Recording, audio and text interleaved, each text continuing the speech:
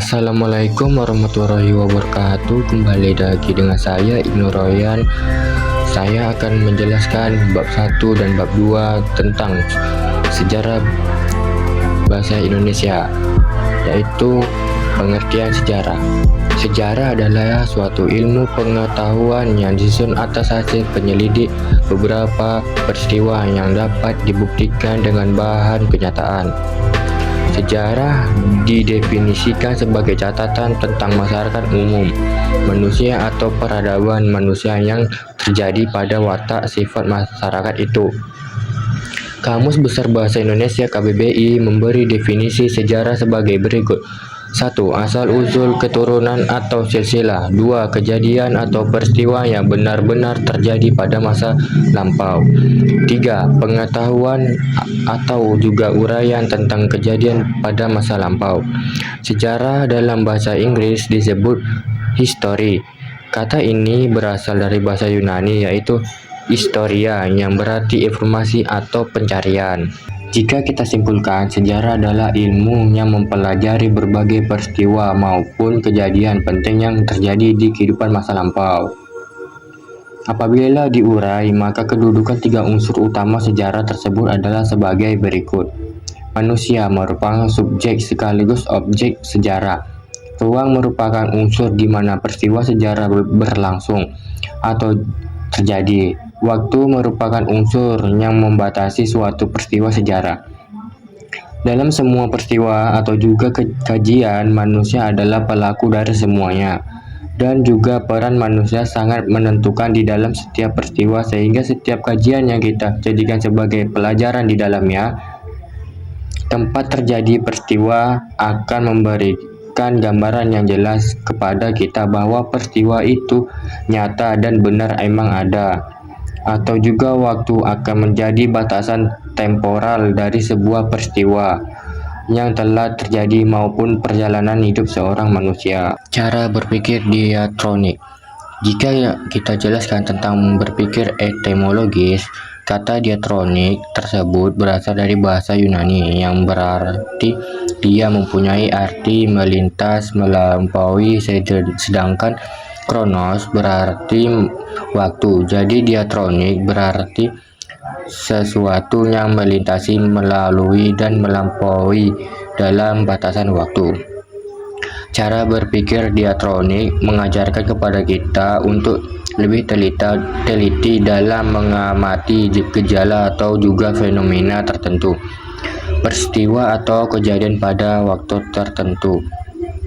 Kroni adalah catatan peristiwa menurut urutan waktu kejadiannya. Kroni berupa catatan perjalanan yang ditulis oleh para musafir, pendeta, dan pujangga pada masa lalu. Mereka pada umumnya menulis tentang peristiwa kejadian, hal-hal yang menarik perhatian dan mengesankan yang mereka temui. Cara berpikir sinkroni. Dalam mempelajari sejarah, kata sinkroni berasal dari bahasa Yunani, yaitu syn yang berarti dengan dan kronos yang berarti waktu. Adapun dalam Kamus Besar Bahasa Indonesia, sinkroni diartikan sebagai segala sesuatu corak kehidupan dan hasil budaya masa praksara. Asal usul bumi dan makhluk hidup, awal mula terbentuknya alam semesta, termasuk bumi, yaitu terjadi apa yang disebut Big Bang, ledakan dahsyat atau juga dentuman besar sekitar 13,7 miliar tahun yang lalu. 4 proses perkembangan bumi, yaitu 1. Masa Archaikum, 2. Masa Paleozoikum, 3. Masa Mesozoikum, dan 4. Masa Mesozoikum. Tenaga endogen. Tenaga endogen adalah tenaga yang berasal dari dalam bumi yang menyebabkan perubahan pada kulit bumi. Tenaga endogen ini sifatnya membentuk permukaan bumi menjadi tidak rata. Mungkin saja di suatu daerah dulunya permukaan bumi rata, tetapi akibat tenaga endogen ini berubah menjadi gunung, bukit, atau juga pegunungan. Letusan gunung berapi.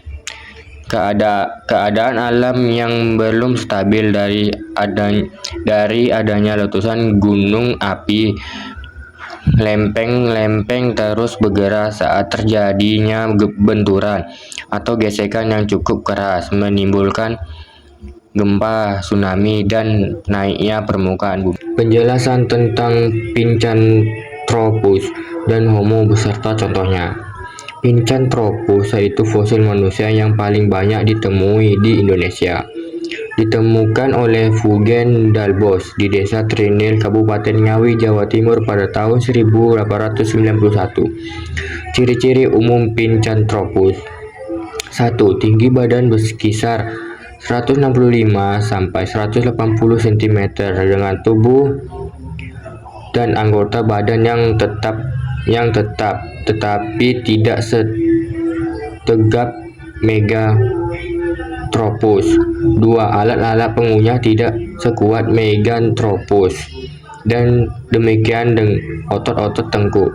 3. Gerakan mengunyah besar, rahang kuat, tonjolan gigi tebal, serta melintang pada dagu pelipis dan tonjolan belakang kepala. Homo dibagi menjadi beberapa, yaitu Homo sejenis, Ceylonensis, dan Peorensis. Manusia solo Homo erectus ceylonensis. Homo ceylonensis atau Solomon adalah hominid atau manusia purba yang diperkirakan hidup di daerah Sungai Bengawan Solo Purba dan purba pada zaman batu tua atau Paleotikum.